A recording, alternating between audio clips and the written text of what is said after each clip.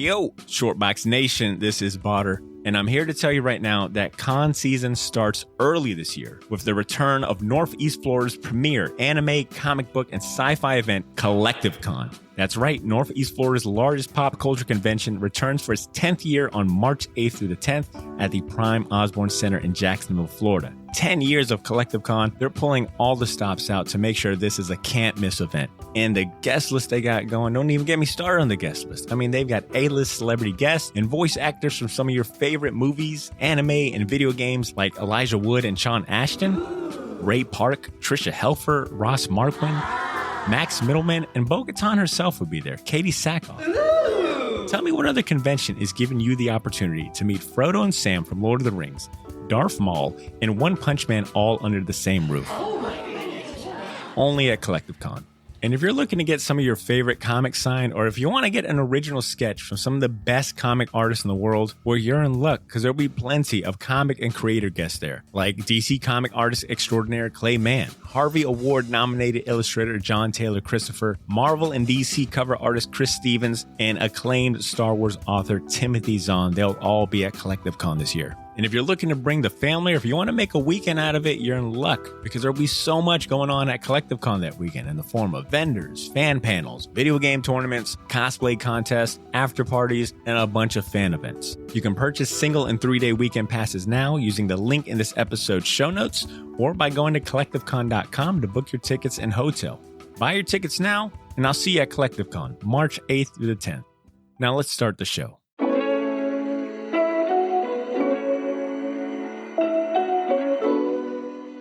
Going back real quick, you mentioned that you initially started the site with your family. Is your family like really big into the comic books and kind of like this pop culture world? And how did you end up pitching them the idea of chipping in or helping out with the site? Yeah, I wouldn't say my whole family, but my sister was into the comic trading cards, and she met this great guy who would become her husband. And so my brother-in-law, we kind of came up with this idea because we both loved comics. We were both into technology. And so it kind of evolved from there. But comics really wasn't a part of our families or our lives beyond us individually doing that. And so League of Comic Geeks was a means for us to build a community around us so that we had other like-minded folks that could talk about comics. And if you think about it, League of Comic Geeks is really at its core a social network for comic book fans. So I think we've kind of done that, and it's evolved so much since then. Ladies and gentlemen, I present to you the Shortbox Podcast. The Shortbox Podcast is recorded live from Jacksonville, Florida.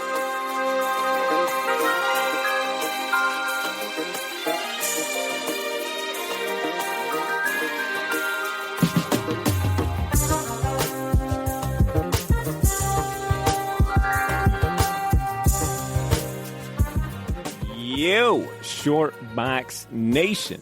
Welcome back for another episode of the Shortbox Podcast. This is episode 356. And if you're tuning in for the first time, welcome to the show. Thank you for tuning in. My name is Botter Milligan. Today, I'll be spotlighting a resource every comic fan and reader and collector should be aware of, especially if you're a Wednesday warrior who frequents your local comic shop every week. Now, here's some background before we get started. 2 weeks ago on this podcast, we received an email from a listener asking us about our preference between digital comics and the classic physical medium, which sparked a conversation about the merits of digital comics and certain technology that has arrived in the space.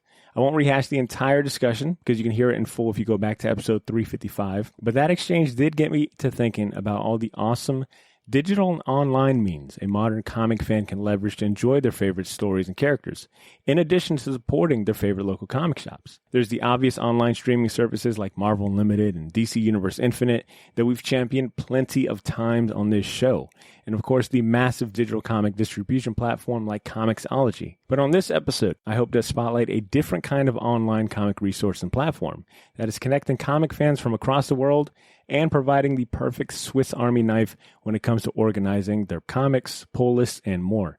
Today I'll be speaking with Jordan Blanco, the head honcho of the League of Comic Geeks. It's a website that rightfully claims itself as being the ultimate social network for comic book fans and boasts a very clean mobile app that allows you to collect your comics, pull lists, as well as discuss, rate, and review your favorite titles. But before we get to that, I want to thank our sponsor, Gotham City Limit Comic Shop, who makes it possible for us to bring you and the rest of the Shortbox Nation this episode and much more. Gotham City Limit is Jacksonville's premier shop for comics, toys, collectibles, and more. Even if you don't live in Jax, you can still shop at Gotham by visiting their website or shopping their marketplace on the Whatnot app, both of which are linked in this episode's show notes. Let's give it up one more time for our sponsor and finally bring on the man of the hour, Shortbox Nation. It's my privilege to welcome the head admin and commander of the League of Comic Geeks. Let's give a warm welcome to Jordan Blanco. Hey, Shortbox Nation. Hey, Jordan. Welcome to the show, man. How are you? Hey, Bonner. I'm doing well. That's what I'm talking about. Welcome, Jordan. Jordan, you're a fellow Florida man like myself. Just a little further south. Are you born and raised here in Florida? Yep, exactly. I'm sure I've been in the news plenty of times with the Florida man stuff. I was probably fighting the Gators once or twice, you know. Were you responsible for eating that dude's face, or that was the other Florida man? Oh, yeah. The bath salts, that was me. Oh, man. I thought there was an eerie connection there. Yeah, you got it. Upon my research, I came across one of your bios. I think it was on the League of Comic Geeks site. And you described yourself as, or the bio reads, just a guy who likes comics. I also happen to be the admin of League of Comic Geeks. You know, I was going to make a joke about how you're like the IT version of Ra's al Ghul in the League of Assassins. There was a joke there. But then I realized that Ra's al Ghul probably never had as many members in his league like you have. Indeed. But, you know, it's probable that he killed off many of them. So for my League of Comic Geek members, just know you guys are safe. I love you guys so much. Honestly, the site wouldn't be what it is without you. And I'll probably say that many times over, of course. But yeah, there's definitely a ton of users that are actually using us, you know, time to time. And I say us, which is kind of funny because it's really just me that's the backbone of it. But you know, like I said, it's really the user base that is really doing the heavy lifting for me, and I'm just really creating the tools at the end of the day. You know, much like Wikipedia or fandom, League of Comic Geeks is kind of a community-driven database, and there are thousands of comic geeks that contribute updates to comics and characters each week. You know, they've essentially molded the site and apps into one, like, most robust comic database. And as cliche as that sounds, their passion and that feedback is really like the integral part of the project and why it's grown so much. So like I said, if you're listening today, guys, thank you so much. I appreciate everything you guys do.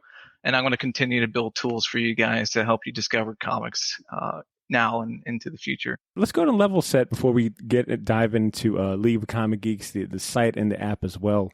I want to know about you and you know, your comic fandom. What's the earliest comic memory that you have? Like, did you grow up with comic books in the house? Not through my parents. I'll say that it's funny, my sister is actually the one that got me into comics. And I don't think that was like an intentional thing. She, for whatever reason, and this isn't like I don't know if it's the early 90s or late 80s. I can't remember that far, but she was collecting the Marvel cards, I think through Topps or Flair or something like that. Mm-hmm. And she was trying to complete the set. I think I just stole it from her. And I took it over. I would take my bike and go to all the local comic book shops, and I would just go and buy all the cards that I can. And through the cards, I discovered comics. That is a tale as old as time when it comes to a lot of people's like first exposure to comic books was those, you know, Flair and Ultra cards. Yeah, I used to love them. I would have like duplicates, and I would go around and trade them out with friends and whatnot. But yeah, that was my introduction. So what were some of your early memories as far as like collecting, and what were some of the comic books that you were personally collecting and enjoying, or some of the characters? Yeah, I would say, you know, because I was growing up in the 90s, there was a lot of focus on like the anti-heroes. Mm-hmm. So I have a lot of love for a few characters like Punisher and Ghost Rider, Wolverine, you know, the ridiculousness and cheese that comes with them. And I think one of my earliest memories of being in a comic book shop was just buying some of the Wolverine flip books that they had at the time. And So it's really just Batman, Punisher, like some of the X-Men books. All of those things were really my childhood, I would say, and that kind of gave me a continued love for them. Even now, I still go back to them. Like Punisher Born is like one of my favorite books. Even if it's like a bit of a guilty pleasure, and all the things that come with it in terms of the controversy when you say you like Punisher nowadays, Oh, yeah. and whatnot. But yeah, I still love those type of characters. It harkens back to that childhood.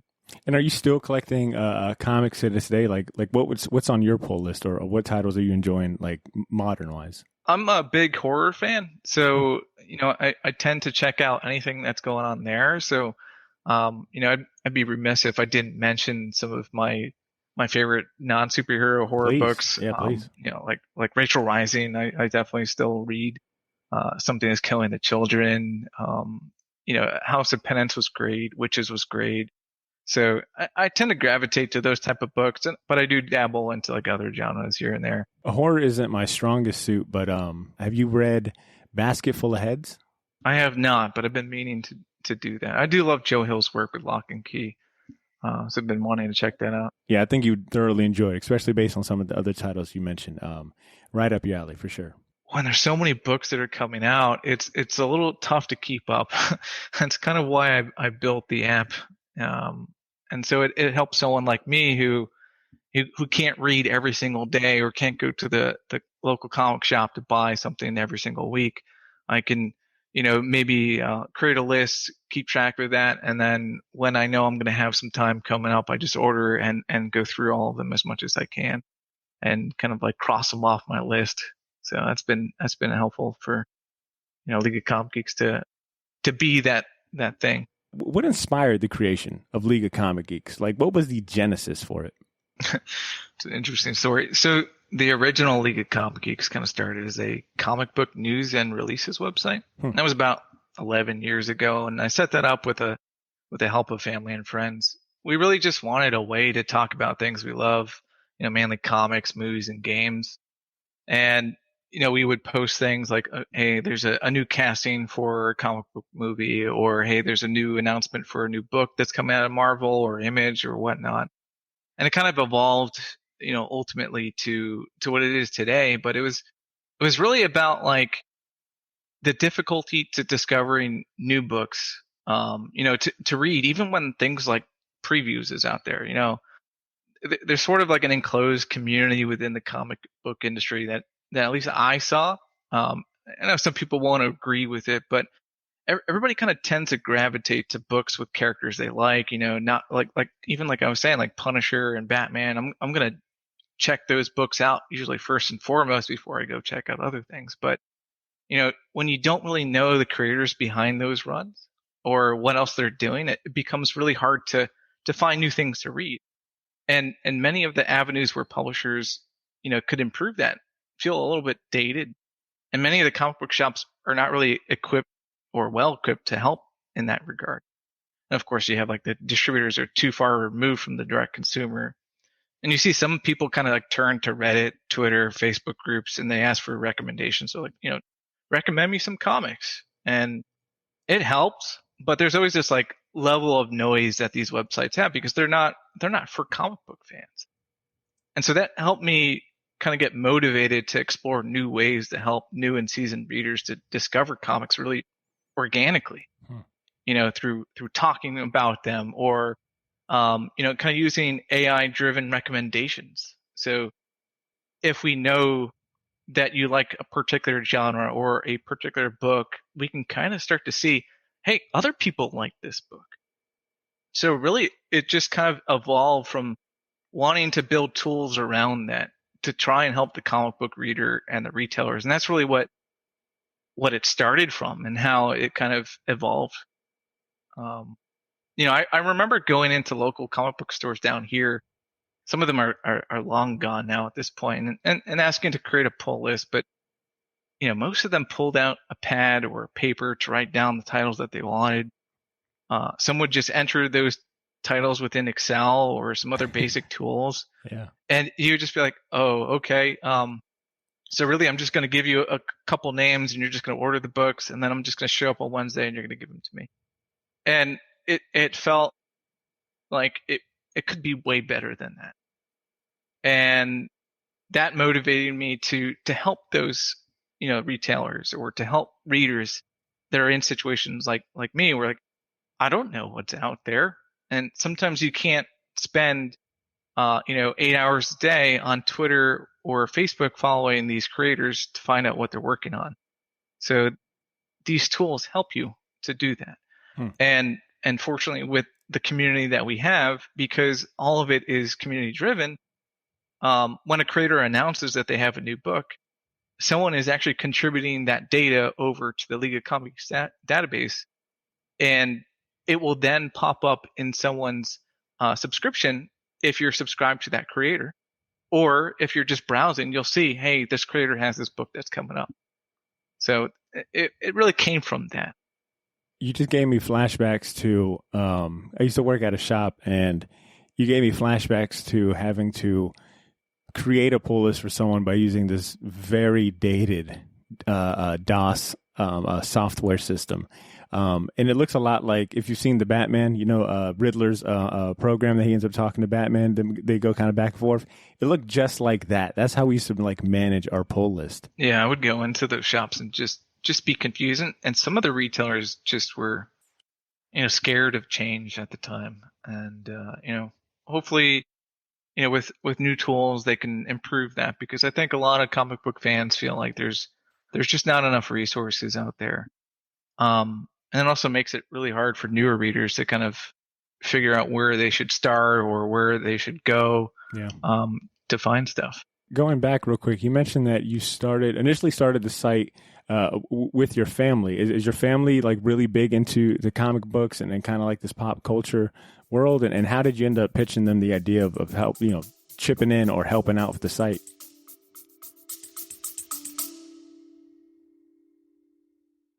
Yo, this is Botter. Sorry for interrupting this episode, but I'll keep it brief. I wanted to let you know about a massive sale we have going on over at the Shortbox Store on all of our merchandise and apparel. That's theshortboxstore.bigcartel.com. You can now save 20% off your entire order using the discount code YO, Y-O-O. So if you've been waiting for the right time to finally buy that gauntlet snapback, or if you ever wanted to buy any of the shirts you see me wear on the podcast, well, now's your chance to get them for a steal. We still have a few sizes left of everything, but they won't last long, and once they're gone, they are gone. And then I mentioned that all of our apparel is screen printed on high quality material. None of that heat transfer or direct to garment stuff. Our shirts are some of the most comfortable ones you'll ever wear, and the hats look even better in person. So wear your support for the Shortbox Nation proudly, knowing that you're going to look damn good doing it. Get to theshortboxstore.bigcartel.com as soon as you can, and don't forget to use that discount code YO, Y-O-O, to save 20% off your entire order. All of this information can be found in this episode's show notes if you want to get there faster.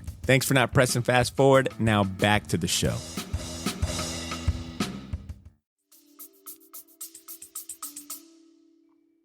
Yeah, I wouldn't say my whole family, but like I was saying, my sister was into the comic trading cards, and she met this great guy who would become her husband. And so my brother-in-law, we kind of came up with this idea because we both loved comics. We were both into technology, and so it kind of evolved from there. But comics really wasn't a part of our families or our lives beyond us individually doing that. And so League of Comic Geeks was a means for us to build a community around us so that we had other like-minded folks that could talk about comics. And if you think about it, League of Comic Geeks is really at its core a social network for comic book fans. So I think we've kind of done that, and it's evolved so much since then. I think the main selling point when you first go to League of Comic Geeks is that you promote the unity that you're bringing with that dedicated like community page and then focus features for like that community aspect. I want to drill down into that a little more. Like, why was it important to give comic fans a space like this on the site when you already had, like you mentioned, there's Reddit, there's Twitter, there's Facebook, and all of that? Why did you feel the need to have such a prominent position for community on the site? So, if you're an avid Reddit user or just someone who's there on a regular basis, what you tend to find is that image posts tend to make up a lot of that content, and discussions can be very hard to find. The thing that I was trying to solve at League of Comic Geeks was how to organically get those conversations to happen. So the way our community feed works is that if it's a comic that we know you pulled, it will actually show you the discussions that are happening on it. Mm-hmm. And it'll know, hey, there's probably spoilers here, so maybe we need to be careful. But it's really bringing the right discussions up to the top here. Whereas, when you're on Reddit or Twitter, all of these things are just, like I said, they're noise. They're all coming at you at the same time, and you don't know which ones are things that you're going to care about or want to engage in. Reddit has tools like upvoting and downvoting, but at the end of the day, people are going to use that for agreeing or disagreeing. For sure. And this was trying to create a community where you can really have those discussions and not really it become like an echo chamber to an extent. The discourse that takes place on League of Comic Geeks is very civil in comparison to some other, social networks and community driven pages. I would say that it's not immune to discourse. At the end of the day, there's a lot of things that happen in comics that might be controversial. Mm-hmm. There's the John Kent stuff recently, so you have a lot of people going back and forth as to like when characters change and does that disrupt their view of a character, and so you have these kind of discussions. What we tend to find is that, and like I said, we as a community, what we find from the moderators that I work with on it, or myself that I see, that a lot of the discussions tend to be more focused on the content of the actual comic, which is really what we're trying to accomplish, rather than discourse being about the creators. And there's tools that we have that can kind of push away the discussions that are not really good or even productive. So on the topic of community, you're really reminded of that aspect across the different parts of the platform. You really don't feel alone, when you visit the site or if you're scrolling the app, even if you aren't engaged in a discussion. That sense of community that you've been championing is, to me, very apparent in passive and non-intrusive ways. Even if you're just browsing through titles or looking at upcoming releases, you're able to see the number of people also interested in that comic, and even how many of them are also pulling it.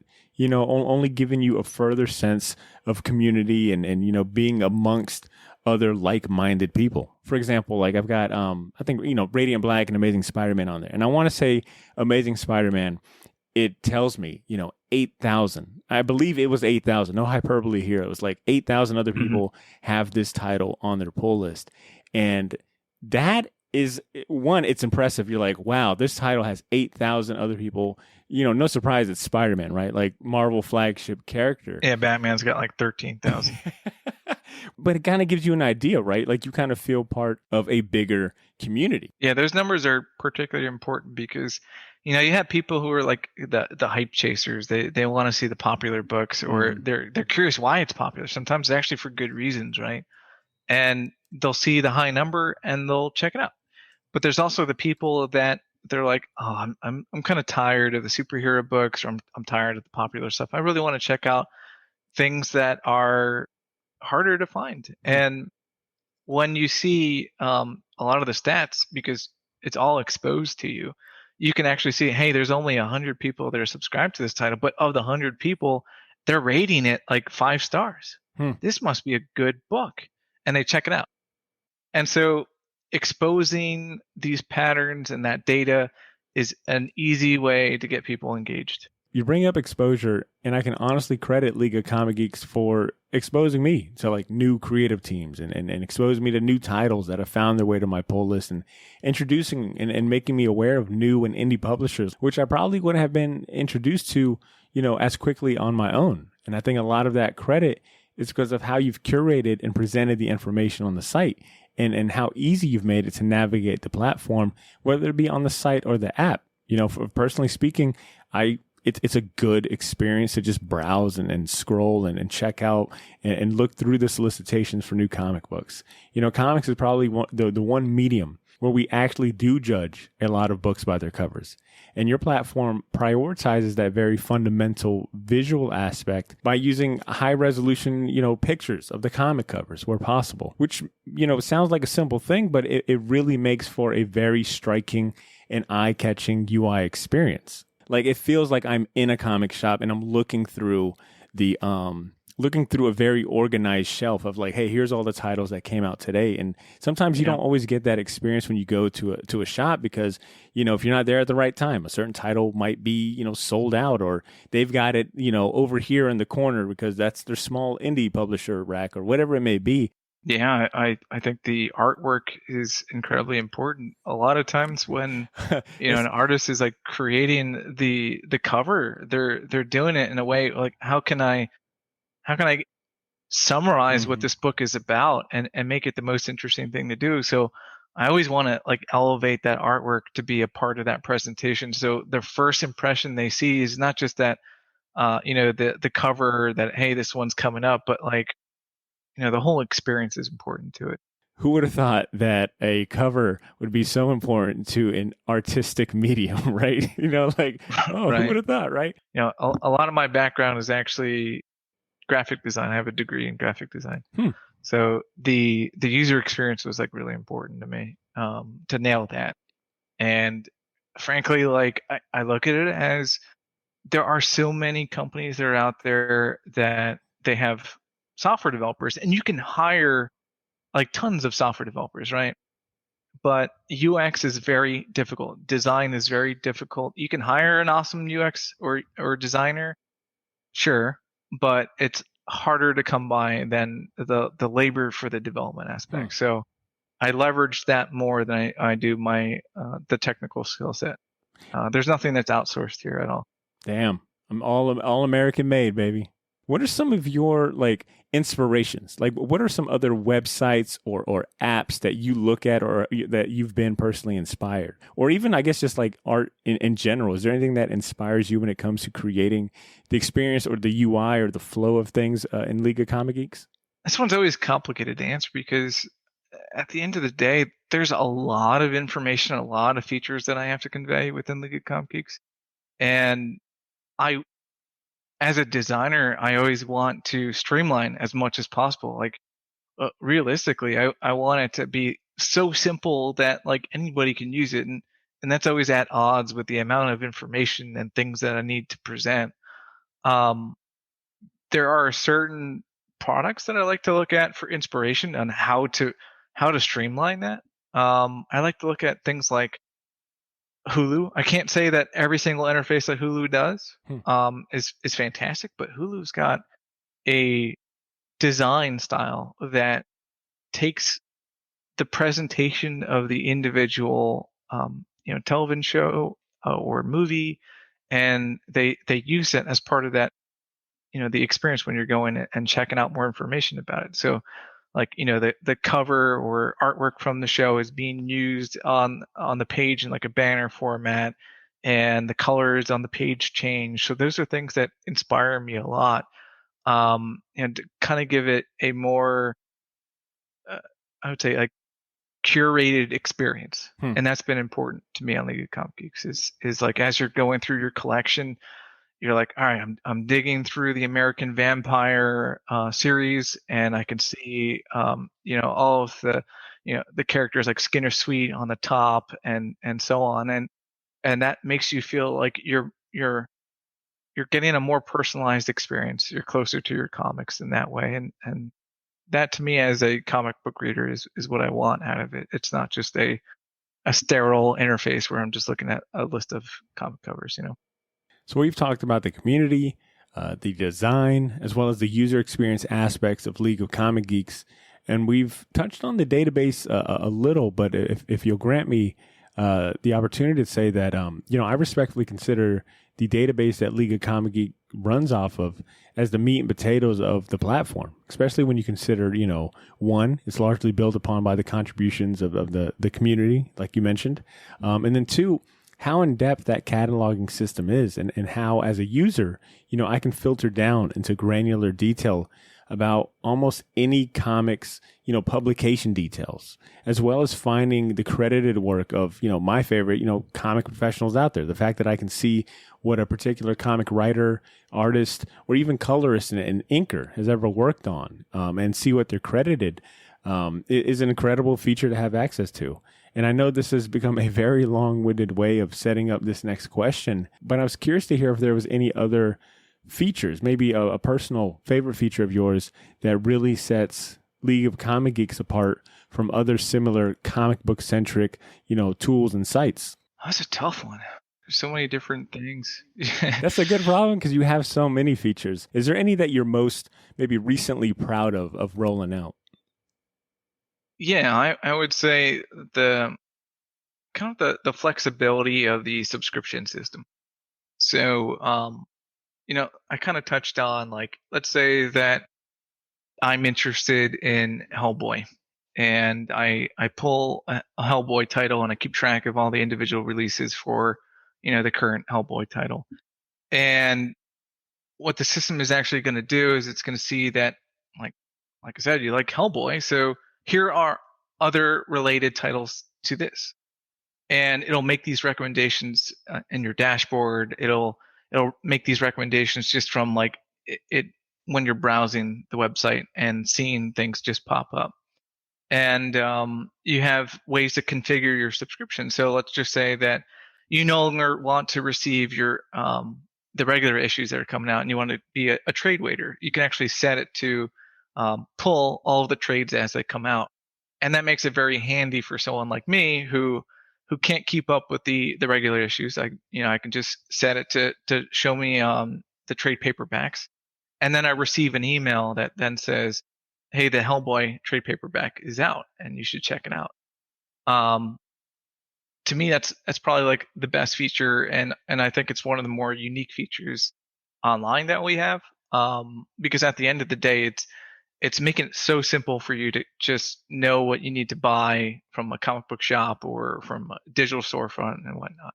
I can't believe I didn't immediately say the fact that I can have my pull list on my phone instead of having to do the old call the comic shop, or in my case, I'll go to my shop and ask them to give me like the printout. Hey, what's on my pull list? I forgot what's on my pull list.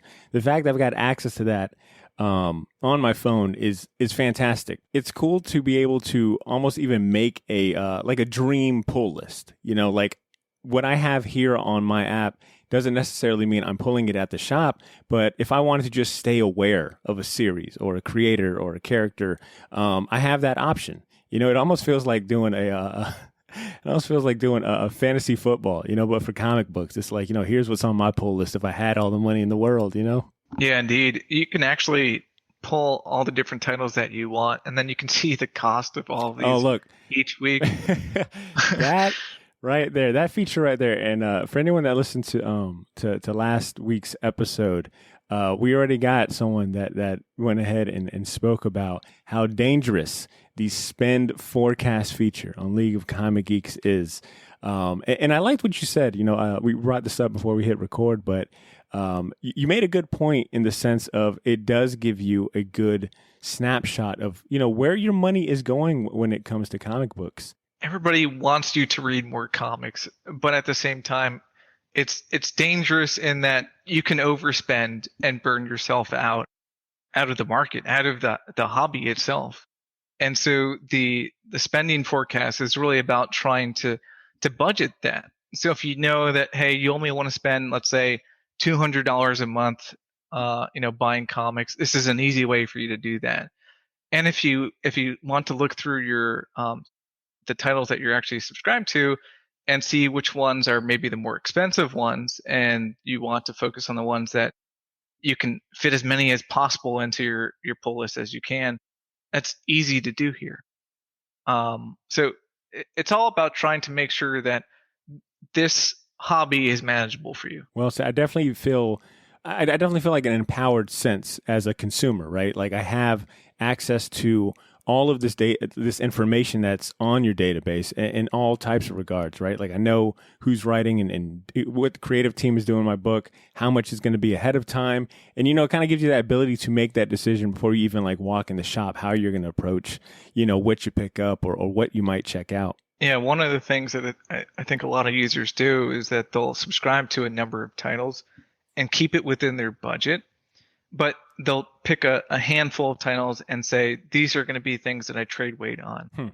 And so they can budget around having active subscriptions, but also having a couple that are, just going to come through trades later on. And so they save money by doing that while also maintaining the hobby from a week to week basis, Well said.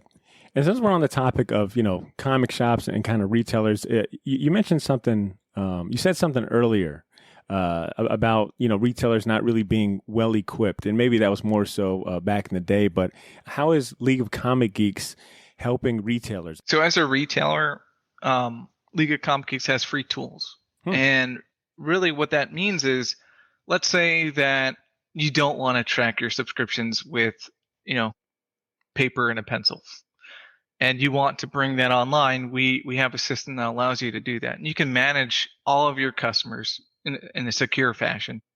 You can manage their customer data. You can manage the subscriptions that they're going to need. And so you'll know, hey, every Wednesday or Tuesday, these are the books that this customer is going to need. And we'll give you advance notice of that. You can run reports, all of that. Wow. And all that is for free. Wow. And they can even do a store page so they can talk to their community that's on League of Comic Geeks. And users can go there and they can sync their pull list.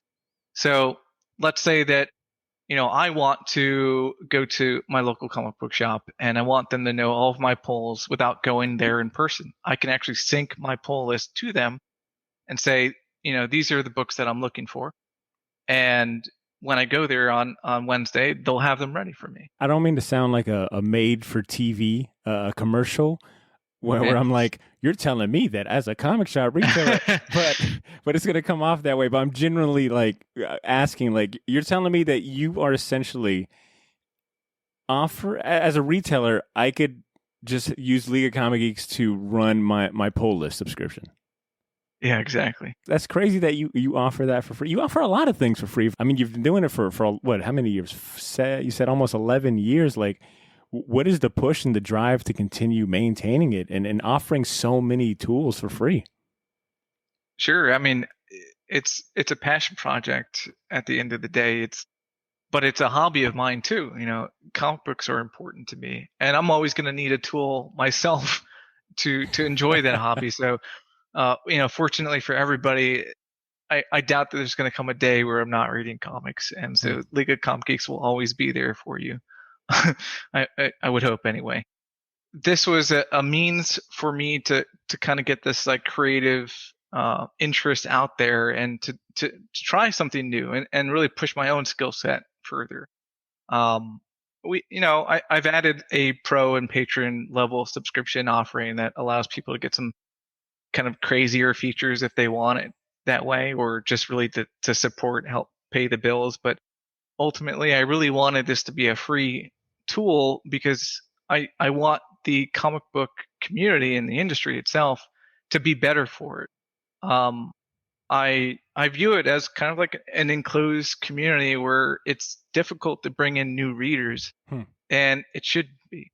So if I accomplish anything, it doesn't really need to be, money or anything like that. It needs to be, did I get new readers into the hobby? Because I hope so. I hope people can enjoy comic books much in the way that I have over the many years that I've been reading them, What are some of the challenges then that you face, I guess, in your particular pocket in the industry, right? You're not necessarily selling comics, you're not creating comics, you're archiving comics and you're offering a database and a community. What are some of your unique challenges in your space? That's a complicated question because there's a lot of challenges that come into play. And of course, at the end of the day, I'm a single person. I've got a lot of things that I want to do and a lot of opportunities for me to spend on. The challenges that are kind of near and dear to me are really just how the market changes. So when there's a distributor shakeup, that changes things a lot. Now people are looking for different distributor codes. Instead of a diamond code, they now need, a code from just two to three other distributors. or if there's like, a new means for digital comics to come out, that can be a little bit tricky.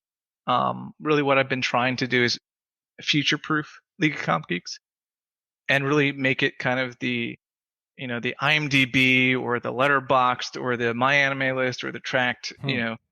It's very similar to those in that respect, where this can be the place where you always go to learn more about comics, learn more about the creators, any of those things. And if you're looking to track your collection or your pull list, you'll be able to do that. The real challenges come into how the market is shifting and trying to get ahead of that. So, there's things that are happening in like, the movie industry. There's tons of resources for users, and to get inspired by those and bring those kind of resources over to the comic book industry is a challenge for me. And a challenge in that I want to do it, right? What are your thoughts on the market, and consumer habits as well? Because I imagine with you collecting that data as far as like spending habits and things like, or spending average and whatnot, like you're privy to some interesting information and an interesting perspective when it comes to consumer habits and how comic books are being purchased. And so analyzing that data has actually been really interesting. If anything, it kind of tells you a story that there's not enough interest in independent comics than there should be. And of the people that dabble into the independent comics or the creator owned or even just things that are non-superhero, people tend to rate these much higher. It tells you maybe the quality over there is actually better. And the challenge is that, readers either through nostalgia or other means are choosing what's familiar to them, right? And they're not really discovering all these new books that are coming out. So, if there's like a big data play, it's in trying to understand why people like these things and investing into creators and genres or, things that will help improve the way comics are and create better content. And hopefully maybe there's a time where I can expose a lot of this, and that's kind of my hope and my pipe dream, is in showing everybody what that's like and helping them understand so that maybe big publishers actually make better decisions with their content. Hey, people are liking this type of stuff. You guys are doing great here, not just from a sales perspective, but in engagement and just from like not just the ratings itself, but like the discussions are more positive, or you tend to keep readers longer because I can see the subscriptions and the polls and things like that. So there's a wealth of data there, and there's certainly been a lot of interest in the past over being able to mine that data. And I want to just reassure the users of the site that if there were ever a time where that would happen, you would know about it, and it would be done in a way that would be taking your privacy in respect and secure, of course. Jordan, you are like a combination of Reed Richards and Ben Urich. You've got such a modesty to you, and your heart is in the right place when it comes to this, man. It's really, I gotta applaud you, man. You're doing. It sounds like you're doing all the right things and putting your users, their best interest and intentions first and foremost. You're really looking out for them. Yeah, I think so. I think of it as just as any other comic book reader. What would I want? And honestly, I always say at the end of the day, I built League of Comic Geeks for me. And even if it were just one user, I would still be spending the time on it. Now, do any comic creators use the app, or have they ever reached out or complimented you or something to that regard? Definitely. There's actually a number of them that have like secret accounts on the site, and they don't want to bring attention to themselves. So I keep that quiet. But there's definitely a number of creators who get involved in some of the discussions. There's been a number of creators that talk to us on social media and talk with the community on social media. I certainly want to give them even more tools to interact with the community long term. Ultimately, I think Twitter has become an easy place for them to really congregate and build a community, and hopefully in the future they'll find League of Comic Geeks is a great place to also do that. You know what? I take that back. You are more like Ian McShane in John Wick, who plays Winston, where you're the guy in charge of the hotel where all of the assassins. I run the International. Yeah. Or was it the Continental? The Continental. Yeah, you run yes. the Continental. It's like, look, I don't expose nobody. This is a safe haven for all of my users. And fuck around, you might get incommunicado. I hope that's a compliment. I'm trying to remember the last movie what he did. I feel like there was a scene where he might have betrayed people. So I don't want to be exactly. No. Oh, wow, I think maybe that was a twist. My memory's a little hazy right now, so now I'm kind of like, shit, this compliment might have turned south. But we're gonna run with the assumption that Winston ended up being a good dude. Hopefully, I'm not wrong. I know my listeners will let me know. But anyways, that was meant as a compliment. Moving on, I want to know: do you have any strong feelings when it comes to digital comics? I know that's kind of a tired debate and conversation point, but as someone that has built this technology for comic readers and fans and folks in this space, like, what are your thoughts on the progression and the rise of like digital comic books in this space? Yeah, so I can't say I'm an expert on the topic. I'm not an industry expert in any form, right? So take what I say with a grain of salt.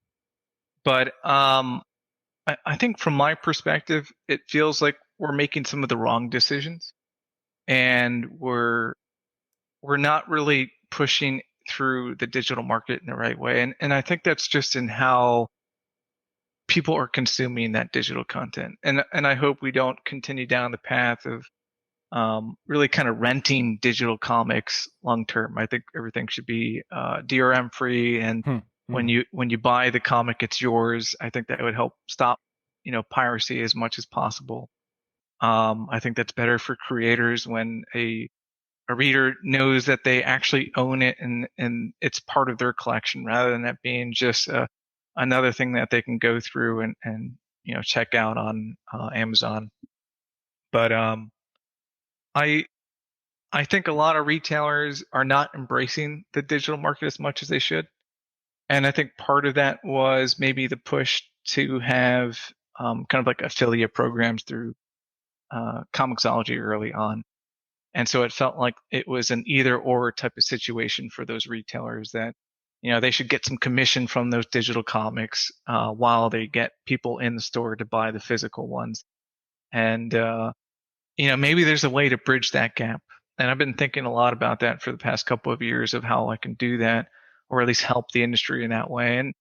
And maybe there'll come a time where, I do something there. But I definitely think that as an overall industry, we can do better. Ultimately, digital comics are going to be around, and we have to embrace it in some way. What I could definitely see you doing in the digital comic space, and this is based off of what you've done for League of Comic Geeks, both the website and especially the app, is I could see you developing a really solid comic reader. I think one of my favorite things of League of Comic Geeks is how clean that UI is. It's easy to navigate. It's presented well. I think the website, like, it looks great. Everyone that I've recommended check out, both website and app, have both come back and said, yo, the UI looks clean. I'm not confused at all. So it's interesting you say that. I'm definitely working on something in that space. Something that integrates that digital experience with kind of the discussions and the social aspects. And I'm hoping to have something out there for, comic readers probably in like the next several months. It's a Short Box Nation exclusive. Hell yeah. I wish I had my air horns. Kind of stay tuned on that one. I'll certainly talk a lot about that as we get a little bit closer to it. If there's someone listening right now that is, they've got a knack for technology, but they also love comic books and they want to find a way to marry it together. Like, what would be your advice for people who want to get into this space or do something similar to what you're doing? Like, was there any hard lessons that you had to learn when you first started that, you know, if you could go back in time and give yourself that piece of advice, like, what would that be? Sure. I think the comic book industry is very small. There's very few players that are in the technology space. And honestly, what I find is that a lot of people start from the same spot. You know, they want to track their own interests or what books they want to buy or their collection or things like that. I would say look at what's out there. If you feel like you can improve the things that are out there, go for it. But try not to waste your time on things that maybe have already been done, because this industry needs a lot of new ideas, new energy throughout. So experiment. There's a lot of awesome things that are happening in the gaming industry, movies, everywhere else that we just don't have in the comic space. And we have to take a lot of those, you know, learnings over to our industry to help kind of pave the path for the future. So I really want to see, you know, the new minds kind of coming into the industry to bring awesome ideas for us in the future, and not just kind of, you know, do the same things that we've been doing for years. That is well said. I definitely think it's time that we get more of that innovation in comic books. I mean, you're starting to see it, right? Like when digital comics started really blowing up and the technology that advanced there, and then, you know, even sites like your own and certain apps that, you know, I use, it's exciting. And I echo what you just said, that we could use more of it. Yeah, I find there's a lot of people that want to get in the space on the speculation side. And I'll say that when I talk about the comic book industry, I think of it as a very small industry. And so if you're really there to make a quick buck, it's a mistake. This is not the type of industry for that. This is very much a hobby for a lot of people. And so building the tools that allow us to advance as an industry is really the right path for you to take. Jordan, I want to thank you. You have shared some great feedback and really good insight into the community you've got, you know, not just what makes League of Comic Geeks such a good website and such a good app, but I really enjoyed hearing you highlight the community, you know, giving them credit for helping build this thing that you've, you know, given away to the world for free, and you know, your continued passion in comic books and the industry and helping retailers too. You know, I think when you hear like comic books and digital or anything related to digital be brought up, you know, you always kind of get that hesitance and that resistance, because it's such a physical and personal thing for folks, you know, that physical medium that means a lot to them. But it's cool to see like how you've been able to like link, you know, bring technology into this space and to benefit the collector and the end user. I think that's very admirable. Thank you. With that being said, you know, want to thank you once again for coming on the show and give you an opportunity to plug or share any links or places that people should be following you or you know, staying up to date with what League of Comic Geeks has got going on. So if you're unfamiliar with League of Comic Geeks and you're looking for a way to rate, review, or discuss comics with thousands of other comic book fans, you know, check out our website. You know, it's leagueofcomicgeeks.com, or find us on Android or iOS. It's League of Comic Geeks there as well.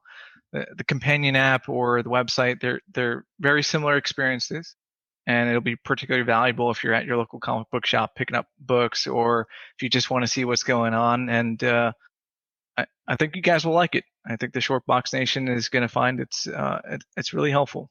And did I say it's free? That is the Short Box Nation's favorite word right there, because they know that the struggle is real sometimes, man. So any free help that we can get when it comes to this very expensive but awesome hobby is always appreciated. And with that being said, you are appreciated, Jordan, and I hope to have you back on soon again, man, whenever you've got another big push, or whenever you got that secret project, when the secret project comes out. Gotcha. Yeah, I'd love to be back in the future. So this has been great. You know, thanks for having me on.